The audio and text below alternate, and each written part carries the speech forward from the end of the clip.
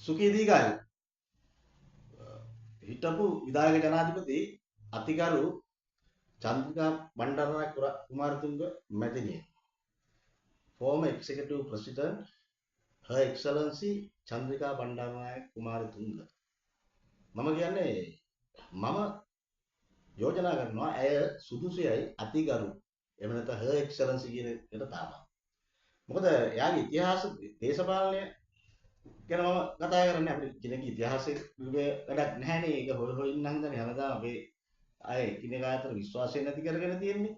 නමුත් මම අහලා තියෙනවා යුද හමුදාවේ ඇය විධායක ජනාධිපතිවරිය ඉන්න කාලේ උඟක් සොල්දාදුවන්ව දිරිමත් කරලා තියෙනවා. ඒ කියන්නේ අම්මා කෙනෙක් වගේ ඇත්තටම සමහර සොල්දාදු කතා කරපු විදිහට කවදාවත් කතාලා ඇවිල්ලා දැකලා තියෙනවා. සුණාත කඳවුරට ඇවිල්ලා කෑම කාලා බලලා ඒක හොඳ නැත්තම් ආපහු වෙනස් කරලා ඒ වගේ ඇයට කැක්කුමක් තිබිලා තියෙනවා මේ හමුදාවේ මැරෙන්න කොල්ලෝ ගැන මම එහෙම අහලා තියෙනවා. ඒවට හිටපු සොල්දාදු කතා කරනවා. ඒගොල්ලෝ මායකේ කතා කරනකොටත් ඒගොල්ලෝ බලලත් නිලධාරියෙක් සහායන් මේ වගේ දැනකට ඇවිල්ලා. ඒකම අපි චන්ද්‍රිකා මහින්ද රාජපක්ෂ මහත්තයා කාලේ තමයි මම යුද හමුදාවට යන්නේ. එතකොට මෙයාට වෙලා දින පොඩ්ඩක් මෙයා හරි ආදරෙන් කැපවීම වැඩ කරලා තියෙනවා. නමුත් මෙයාට සමාජලට මම හිතන්නේ ග්‍රවුන්ඩ් එකේ මේ සමාජලට දැන් හිතමු උදාහරණයක් රිවිරස් ඔපරේෂන් එක කියලා. මේක කරන්න දැන් අපේ රටේ ආර්ථිකයේ හමුදාවේ ශක්තියතාවක් ඇද්ද නැද්ද යන්න මනාව පැහැදිලි කරලා නැහැ. ඉතින් ඒ වගේ දේවල් ඇයිද වැරදිද හරිද දන්නේ නැහැ. ඒ වගේ දේවල් වෙලා තියෙනවා. නමුත් ඒ වගේ දේවල් වුණත් හමුදාව ආරක්ෂා වෙලා තියෙන්නේ. ඇයි අම්මා කෙනෙක් වගේ හමුදාවට ආදරය කරලා තියෙනවා. මුගක් වෙලාවට හමුදාව වෙනුවෙන් වැඩ කරලා බඩු ගෙනල්ලා සේරම කරලා තියෙනවා.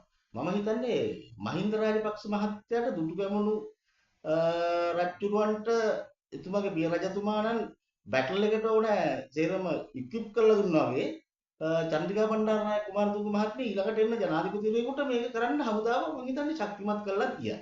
ඒ වගේම ඇය මහත්මා ගතියක් පෙන්නලා මේ සමහරලාට දැන් අපි අපේ රටේ දින බලවකාරී අනම්මන කියවම කෙනෙක් කියන අපි පොඩි තරහක් තියෙනවා අපි. ඒ වෛරය අපි නෙමෙයි අපිට විදේශිකින් විසින් හදපු වෛරයක් අපි මේ අපේ රට බෙදන්න.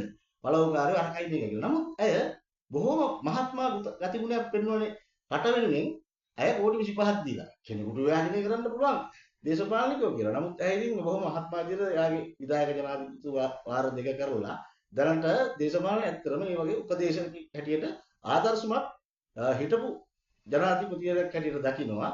ඒ වගේම මේ වෙලාවේ රටට උදව් කරපු එක ගැන මම හිතනවා ඇය බෞද්ධ දර්ශනයන විශ්වාස කරන්නේ ඇයට එහි කුසලයක් පිනක් දෙකම හම්බෙයි කියලා.